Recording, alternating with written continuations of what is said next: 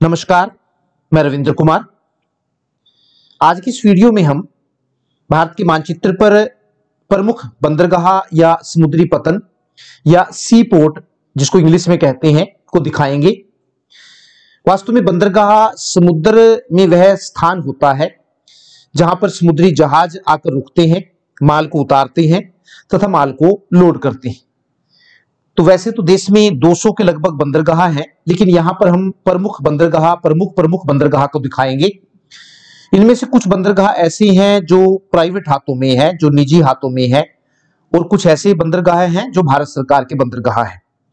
तो शुरू करेंगे सबसे पहले, और बंदरगाह वहीं पर होता है जो इलाका भारत का समुद्र से लगता है। तो अगर आप देखें, जो निचला दक्षिण वाला भारत है वो समुद्र को छूता है, जिसको हम प्रायद्वीपीय भारत कहते हैं। तो सबसे पहला जो बंदरगाह है वो मुंद्रा बंदरगाह है।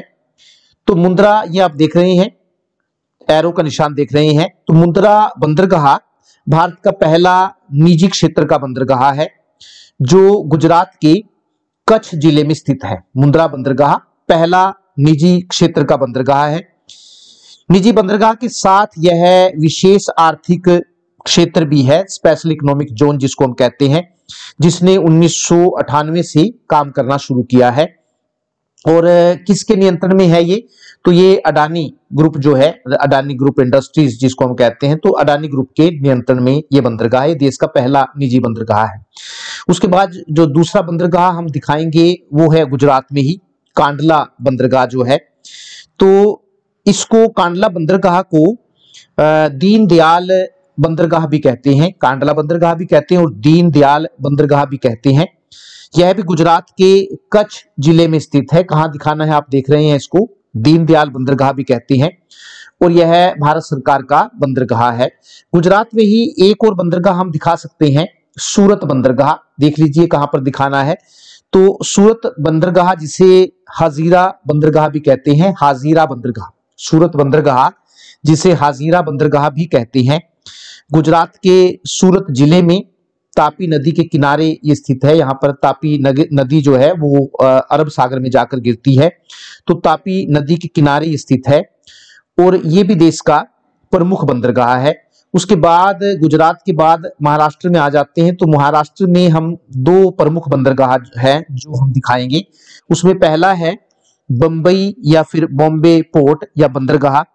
तो बंबई या बॉम्बे पोर्ट जो बंदरगाह है वो महाराष्ट्र में मुंबई के गहरे पानी का बंदरगाह है, ये जो 400 वर्ग किलोमीटर क्षेत्रफल में फैला हुआ है, और यह भारत सरकार का बंदरगाह है, मुंबई में स्थित है, जिसको हम बॉम्बे पोर्ट भी पहले कहा जाता था।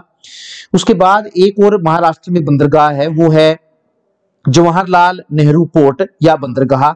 ये भी महाराष्ट्र के रायगढ़ जिले में जिसको हम नवी मुंबई कहते हैं, नई मुंबई में अरब सागर में स्थित है। और मुंद्रा पोर्ट के बाद यह भारत का दूसरा सबसे बड़ा कंटेनर पोर्ट है, जहां पर कंटेनर को उतारा जाता है। तो मुंद्रा जो है देश का सबसे बड़ा कंटेनर पोर्ट है। उसके बाद ये दूसरे नंबर पर आता है जो कंटेनर पोर्ट है। इस बंदरगाह की काम करने की बात करें तो इस बंदरगाह ने 1989 से अपना काम करना शुरू किया है। तो दो बंदरगाह जो है महाराष्ट्र में दिखा सकते हैं, मुंबई और जवाहरलाल नेहरू पोर्ट। उसके बाद गोवा में अगर हम चलें तो गोवा में भी दो बंदरगाह हैं। एक है पणजी बंदरगाह। तो पणजी बंदरगाह जो है वो एक छोटा बंदरगाह है जो गोवा में स्थित है। कहां दिखाना आप देख लीजिए। और यह जो है गोवा सरकार के नियंत्रण में है। लोकल जो सामान की अदला बदली होती है वो है लोकल बंदरगाह, हम इसको कहते हैं, ज्यादा बड़ा नहीं है। और दूसरा गोवा में ही एक और दिखा सकते हैं, मोरमू गोवा, नाम ध्यान से सुन लीजिए, मोरमू गोवा, ये दूसरा बंदरगाह है जो गोवा में स्थित है। मोरमू गोवा बंदरगाह गोवा में ही स्थित है और भारत के जो पुराने बंदरगाह है उनमें से ये एक बंदरगाह माना जाता है जो अंग्रेजों के समय से चले आ रहे हैं। तो उनमें से ये एक है, सबसे पुराने जो है। तो इसने काम करने की बात करें तो 1885 से इसने काम करना शुरू किया था, और इस पोर्ट पर कहती हैं कि 2600 कर्मचारी काम करते हैं, और यह पोर्ट है वो रेलवे लाइन से भी जुड़ा हुआ है। इसके बाद कर्नाटक में अगर हम जाएं तो कर्नाटक में एक बंदरगाह है न्यू मंगलोर पोर्ट या बंदरगाह, कर्नाटक के मैंगलोर जिले में स्थित है। कहां दिखाना है, एरो के आप देख सकते हैं, न्यू मैंगलोर बंदरगाह मैंगलोर जिले में स्थित है। तो सभी मौसम में प्रयोग होने वाला ये बंदरगाह है और कर्नाटक का सबसे प्रमुख बंदरगाह है ये। और छोटे मोटे कई सारे हैं, मैंने आपको बताया कि 200 के लगभग बंदरगाह है, जिनमें से हम आज सिर्फ प्रमुख बंदरगाह कर रहे हैं, जो बड़े हैं, मेजर जिनको पोर्ट कहते हैं। तो कर्नाटक का ये सबसे प्रमुख बंदरगाह है और इसने 1968 से काम करना शुरू किया था। तो कर्नाटक के नीचे केरल राज्य है। केरल में जो सबसे प्रमुख बंदरगाह है वो कोचीन बंदरगाह या फिर इसको कोच्चि बंदरगाह भी कहते हैं। जहां दिखाना है, एरो का निशान आप देख रहे हैं, तो ये एर्नाकुलम, जो केरल का एर्नाकुलम जिला है, वहां पर ये स्थित है। और भारत का सबसे बड़ा बंदरगाह, जिसको लार्जेस्ट पोर्ट हम कहते हैं, तो भारत का सबसे बड़ा बंदरगाह है। तो यह बंदरगाह 1928 में स्थापित किया गया था और उसे पूरा होने में 90 साल लगे। 1928 में इसे स्थापित करने का जो निर्णय था, उस समय के भारत के जो वायसराय थे लॉर्ड विलिंगटन ने लिया था। कोचीन बंदरगाह या फिर कोच्चि, केरल में सिर्फ आप एक बंदरगाह दिखा सकते हैं। उसके बाद तमिलनाडु अगर हम जाएं तो तमिलनाडु में 3 बंदरगाह है। बिल्कुल सबसे नीचे दक्षिण से शुरू करेंगे तो दक्षिण में तुतीकोरिन पोर्ट जो है, जिसको आजकल इसको तुतीकोरिन नहीं कहते, आजकल इसको वीओ चिदम्बरनर बंदरगाह कहा जाता है। किसी जमाने में इसको तुतीकोरिन बंदरगाह कहते थे, लेकिन आजकल इसको वीओ चिदम्बरनर बंदरगाह कहा जाता है। और पंडित जवाहरलाल नेहरू जब भारत के प्रधानमंत्री थे तो उस समय कमलापति त्रिपाठी शिपिंग मिनिस्टर या बंदरगाह मंत्री हुआ करते थे। उन्होंने ही इसको प्रमुख बंदरगाह बनाने का काम शुरू किया था। और 2011 के केंद्रीय मंत्रिमंडल के सुझाव पर या मंत्रिमंडल द्वारा पास किए गए प्रस्ताव के आधार पर इसका नाम बदलकर वीओ चिदम्बरनर कर दिया गया। वास्तव में वीओ चिदम्बरम पिल्लई एक जाने माने स्वतंत्रता सेनानी थे। वीओ चिदम्बरम पिल्लई एक जाने माने स्वतंत्रता सेनानी थे और उन्हीं के नाम पर इसका नाम वीओ चिदम्बरनर किया गया है। उसके बाद तमिलनाडु में ही एक और बंदरगाह है चेन्नई, जिसे पहले मद्रास बंदरगाह कहते थे, भारत का दूसरा सबसे बड़ा बंदरगाह है। तो भारत में जो 13 प्रमुख बंदरगाह है उनमें से यह तीसरा सबसे पुराना बंदरगाह है, जिसने 1881 में काम करना शुरू किया था। तो चेन्नई, किसी जमाने में इसको मद्रास बंदरगाह कहते थे।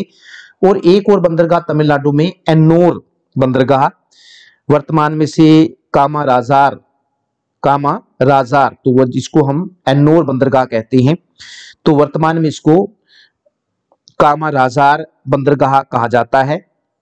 और जो चेन्नई बंदरगाह है उससे ये 18 किलोमीटर उत्तर में स्थित है एन्नोर बंदरगाह, और वर्तमान में इसको कामाराजार बंदरगाह कहते हैं। तो ये भी तमिलनाडु में आप दिखा सकते हैं। 3 है, तुतीकोरिन और चेन्नई बंदरगाह और एन्नोर।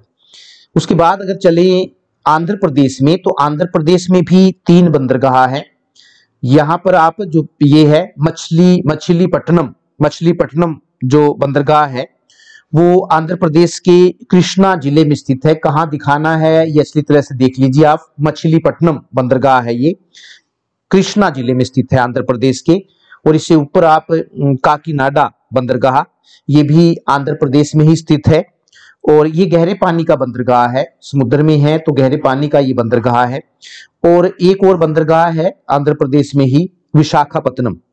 तो विशाखापत्तनम बंदरगाह भी आंध्र प्रदेश में ही आपने दिखाना है।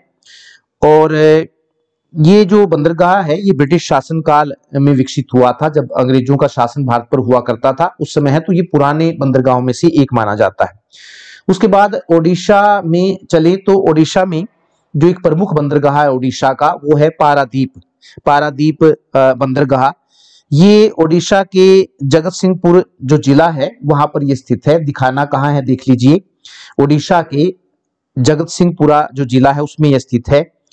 और वास्तव में ये जो बंदरगाह है उस जगह पर स्थित है जहां पर जो महानदी है जो उड़ीसा से बहकर आती है, जहां पर महानदी बंगाल की खाड़ी में जाकर गिरती है, और यह उड़ीसा का एक प्रमुख बंदरगाह है। 3 जनवरी 1962 को भारत के पहले प्रधानमंत्री पंडित जवाहरलाल नेहरू ने इस बंदरगाह की आधारशिला रखी थी। 3 जनवरी 1962 को भारत के प्रधानमंत्री पंडित जवाहरलाल नेहरू ने इसकी आधारशिला रखी थी। बीजू पटनायक का इस बंदरगाह को विकसित करने में काफी महत्वपूर्ण योगदान माना जाता है। बीजू पटनायक एक लंबे समय तक ओडिशा के मुख्यमंत्री रहे हैं। उसके बाद अगर हम जाएं तो पश्चिम बंगाल में 2 बंदरगाह हैं। जो मुख्य बंदरगाह है वो है कोलकाता बंदरगाह। कोलकाता बंदरगाह को ये दिखाना कहां पर है आप देख लीजिए। कोलकाता बंदरगाह, इसे आजकल हम श्यामा प्रसाद मुखर्जी पोर्ट भी कहा जाता है, इसको श्यामा प्रसाद मुखर्जी पोर्ट। तो ये कोलकाता में ही स्थित है और एक पुराना बंदरगाह है जिसे ब्रिटिश इंडिया कंपनी द्वारा बनाया गया था। 19वीं शताब्दी में यह ब्रिटिश सरकार का एक प्रमुख बंदरगाह हुआ करता था, लेकिन 1947 में जब बंगाल का विभाजन हो गया और बांग्लादेश की स्थापना हो गई तो उसके बाद इसका महत्व कुछ कम हो गया।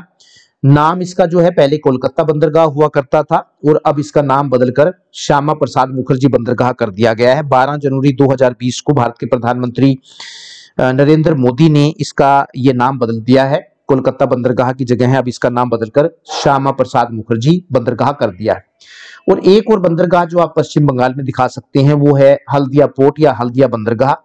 तो ये बंगाल में हल्दी नदी और हुगली नदी, जो बंगाल जिसको हम पहले गंगा नदी कहते हैं और बाद में हुगली नदी वो बन जाती है। तो हल्दिया जो पोर्ट है बंगाल में, पश्चिम बंगाल में हल्दी नदी और हुगली नदी का जहां पर मिलन होता है उस स्थान पर ये बना हुआ है। एक छोटा बंदरगाह है, हम कह सकते हैं वास्तव में ये कोलकाता जो बंदरगाह है उसका ये सहायक पोर्ट है।